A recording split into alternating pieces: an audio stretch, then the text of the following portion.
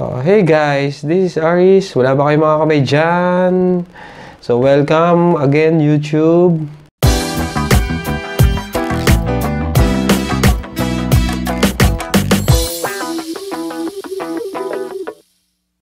Okay guys, meron tayong binild na budget PC worth 11,000.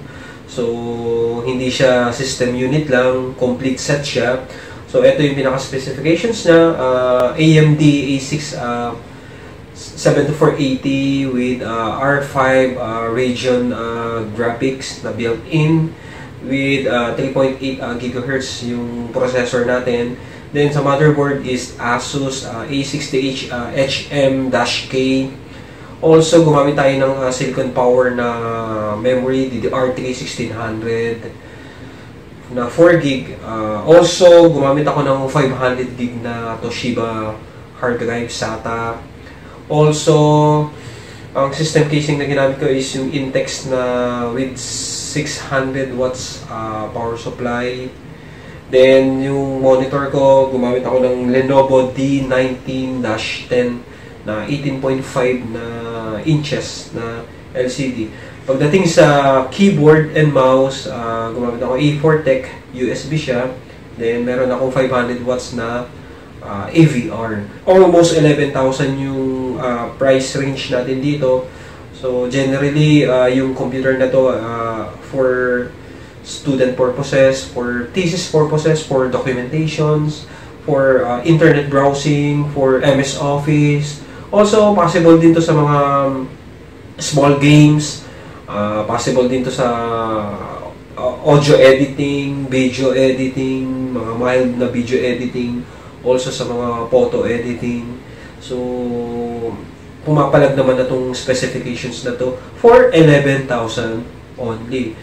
Actually, kung mga high-end yung computer nyo, yung 11,000, kulang na kulang yun. Baka monitor lang yun, baka processor lang yun, baka cooling system lang yun. So, but eto, yung budget nyo na 11,000, worth it na to para sa mga student, para sa mga, yun nga, sa mga browsing nila for internet, documentation. So kung hindi naman ganun kalaki yung budget nyo at medyo nagtitipid kayo or tight kayo sa budget, so ito yung recommended ko sa inyong specifications ng computer nyo.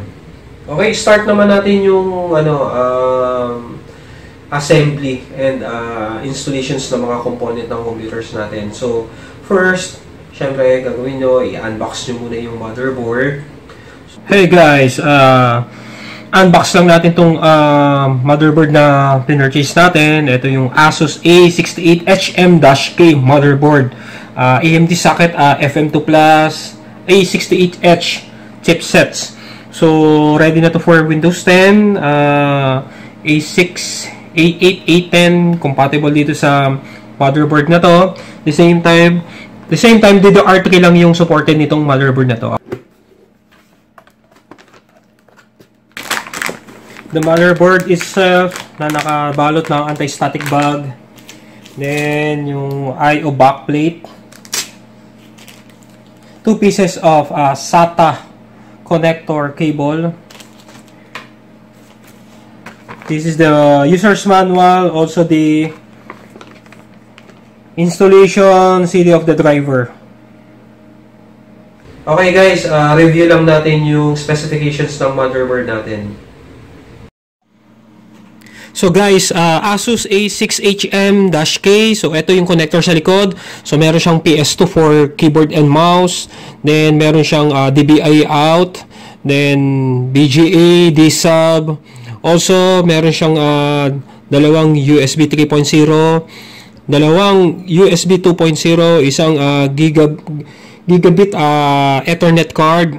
Also, meron siyang audio out for line in, audio out, and microphone. Okay, so ito yung mga component ng motherboard. So, ito yung AMD FM2+ socket. Then, meron din siyang DDR3 DIMM memory bank. Ito yung power connector. Then, meron siyang 4 pieces of SATA 6 gigabit per seconds Then, meron siyang PCI, mini PCI, then PCI Express for GPU. Then, may mga makikita kayong mga solid capacitor sa gilid. Okay, so start naman tayo dun sa assembly and installations ng mga component ng computer natin. First thing to do, ginawa ko, so in-unbox ko muna yung motherboard. Then, yung in-unbox ko yung motherboard, so ready ko na rin yung processor. So, yung processor, in-install ko na siya dun sa socket ng motherboard. So, syempre, ingat lang kayo yung lever ng socket ng motherboard nyo, then yung orientation ng processor dun sa socket ng motherboard. So, i-align nyo na. Then, pati yung heatsink fan, ikabit nyo na rin. Also, niready ko na rin yung memory before ko install yung motherboard dito sa system casing natin. So, niready ko na rin yung memory, kinabit ko na rin yung memory dito sa motherboard natin. So, when in system casing naman, so, tatanggalin ko muna yung parang temporary backplate na nakakita nyo na naka-attach pa rin ito sa bakal. So, tinanggal ko na siya. After nyo natanggalin, try nyo ilagay yung backplate. Once na nakabit nyo na yung backplate,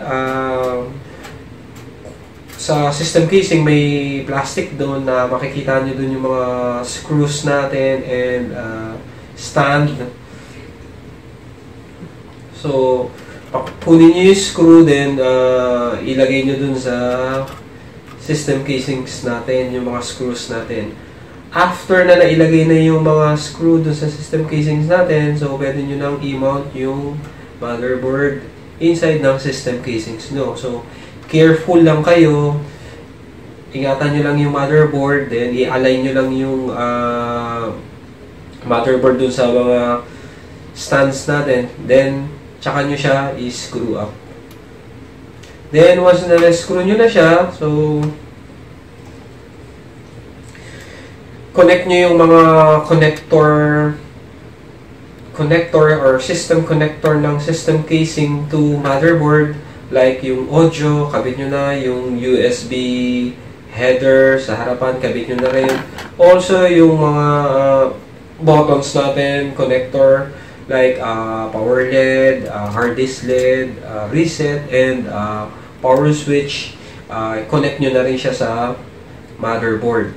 Connect nyo na rin yung power connector na 24 pins to motherboard and yung 9 volts connector to motherboard from power supply. Yung 500 gig na Toshiba SATA drive natin, install nyo na rin siya.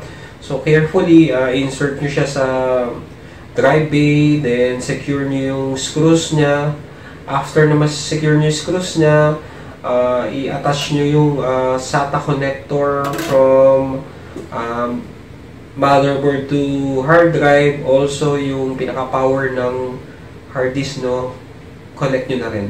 So, once na na-secure nyo na lahat yon, so, pwede nyo nang i-open yung computer for testing purposes. Once na na-open nyo yung computer, proceed nyo na yung system BIOS natin by pressing F2 or delete. So, once na nasa BIOS na kayo, nyo lang kung nadedetect yung hard drive sa BIOS. At the same time, ang most ng ginagawa ko sa BIOS, naglo-load ako ng default BIOS setup. Then, check nyo yung version ng BIOS firmware natin. Kung may makikita kayong updated na version ng BIOS sa motherboard support website, so pwede nyo i-download para ma-update natin yung BIOS firmware natin. Configure nyo na yung BIOS, so pwede na kayo mag-install ng operating system. So, mag-prepare na kayo ng USB flash drive nyo, lagyan nyo siya ng operating system using different software like Rufus. So, pwede na kayong mag-deploy ng operating systems nyo. Deploy kayo ng driver, deploy kayo ng mga applications, and so, pwede na kayong mag-install ng mga applications such as yung mga typical na gagamitin nyo. MS Office, Adobe Reader, VLC Player, so yung Google Chrome na browser nyo or yung Firefox na browser nyo. Then, kung may antivirus kayo, install nyo na rin yung antivirus nyo. USB antivirus, pwede rin. Yun lang guys. So, I hope na may natutunan kayo dun sa build natin. Also, budget PC lang to. Pagpasensyahan nyo na kung ano yung specifications ng computer natin just because budget PC lang to. Worth 11,000 lang yung complete sets natin. Gagana na or magagamit nyo na to. So, ang gagamit naman nito is mga general students na gumagawa ng mga documentations, reports, also for browsing lang nila, for multimedia purposes lang nila. Pag mag-watch lang sila ng mga movies, magpe-play lang sila ng mga audio, also mag-browse lang sila sa internet, gamit lang sila ng mga social networking site, also MS Office purposes, Word, Excel, PowerPoint. So, generally speaking, okay na tong specifications na to. Kung mag-games pa kayo, pwede kayo mag-deploy din dito ng games. Mga typical games lang, hindi yung mga nakakailangan ng GPU na games. So, I hope guys, may natutunan kayo dun sa build natin, sa specifications natin. So, kung may mga katanungan kayo, drop down lang kayo dito sa comment, i-comment nyo lang. So, kung masasagot ko, kaya kong sasagutin ko siya. So, yun nga, maraming salamat sa mga suporta nyo. So, huwag nyo kalimutan mag-subscribe, mag-like, i-share yung mga videos natin. Marami pa akong video na i-release, check out nyo na lang. So maraming salamat. So, bye!